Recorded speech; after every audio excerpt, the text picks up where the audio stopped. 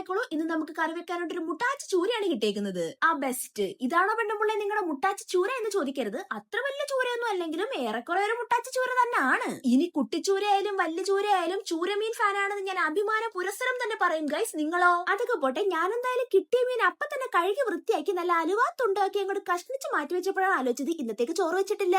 എന്നാ പിന്നെ ചോറ് വെച്ചിട്ടാവും ബാക്കി കാര്യം. അങ്ങനെ നമ്മുടെ പുതിയ ചാക്ക് അരി പൊട്ടിച്ച് അരി കഴുകി അങ്ങോട്ട് അടുപ്പത്തോട് ഇട്ടിട്ടുണ്ട്. കൂട്ടത്തിൽ ഞാൻ കുറച്ച് മീൻ വറക്കാനുള്ളത് പെരട്ടി വെച്ചു. അപ്പോഴത്തേക്ക് സമയം 12 മണിയായി. പീലിക്കാണെന്നുണ്ടെങ്കിൽ ഇന്ന് ഉച്ചവരെ ക്ലാസ് ഉള്ളൂ.